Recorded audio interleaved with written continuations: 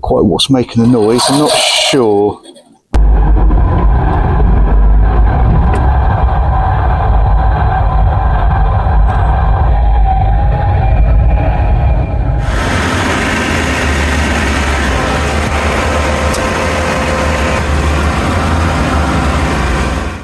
Morning. So I think the noise is coming from the passenger side front wheel, so I'm going to jet that corner up first and see what I can find.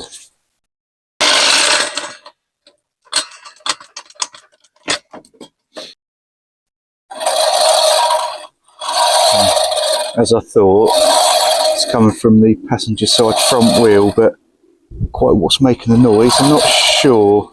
I think it's the brakes, because it changes tone every time I put my foot on the brake. I'll grab a torch, back in a sec. Right. Is it that?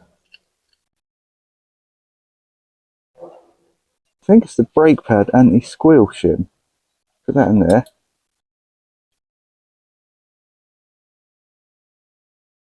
Look at that. Noise is gone. Oh, and it's back. Right. Let's get the wheel off, see if we can fix it. Okay, the wheel is off.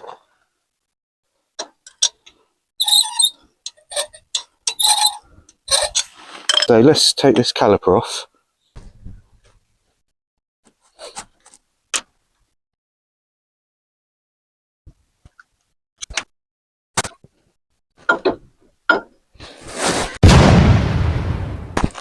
Okay, just to confirm, because I don't actually mention in the video, the cause all along of the noise was the top brake pad shim. It actually bent out of shape. You'll see why in a minute, and it was scratching on the brake disc.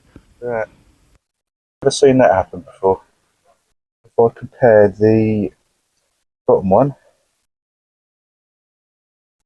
in the middle it's got them two lugs that stick out, compare that to this one, it's all deformed. Never had that before. Right, what I've done, basically just broken it off.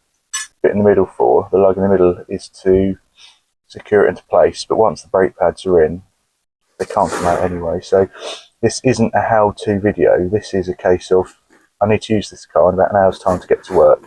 So is there something I can do temporarily to get me back on the road? And this is the fix. Look at that, I think I found the culprit. It's a stone. I think that's got caught in the vented part of the brake disc. And as it's come round, now it's bent out of shape. So if I hadn't spotted that and removed it, there's a good chance it could have happened again. Okay, let's get up.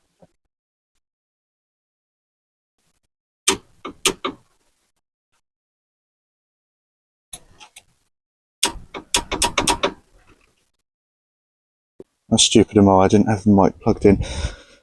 Okay, I've only got 2 wheel nuts in. Let's give it a go. Silent. I'll get it all put back together and then we'll talk about the possible costs you might have incurred if you'd taken this to the garage to be repaired. So it's a couple of hours later and I'm in the car on the way to work and the noise is completely gone. So for now, that's a problem fixed. Probably a good idea to replace them shims at some point, but it's fine for now. So this definitely wasn't a how-to video. It was more a case of that you can do repairs to your vehicle with minimal tools and minimal experience without having to take it to a workshop to be repaired or to be looked at. Now, I'm not knocking workshops or garages. They're there to provide a service and they're there to make money.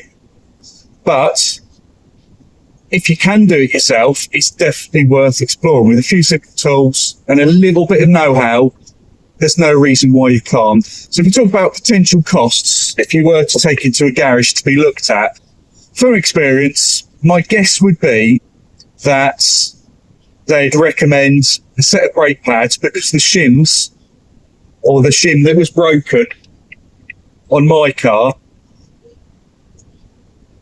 comes in a brake pad set.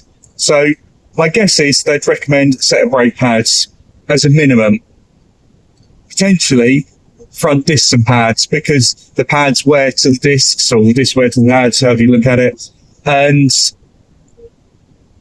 once the brake discs start to become worn, they're still perfectly serviceable, but once they start to get towards the end of their life, quite often you recommend replacing brake pads as well as discs. So if it was just a set of brake pads in a garage from any reputable motor factor, they're going to be about £25, set of brake pads, approximately £25. And I would say most garages would probably charge you about half an hour, maybe an hour's labour. So best case scenario would be something in the region of about £75 to £100, perhaps even a little bit more, if it was set of brake pads and the labour.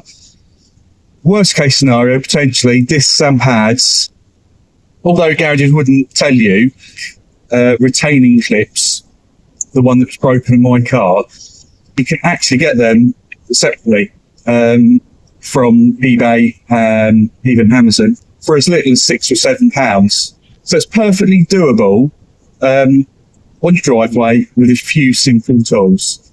And it is worth exploring before you panic. Take it straight to your local garage, and like I said before, potentially being charged an arm and a leg. So I've done a video a bit like this before about another problem I have with the car. I'll try and link that below, so you can go back and watch that one if you want. And I just hope this helps someone in some way, and I'll see you next time.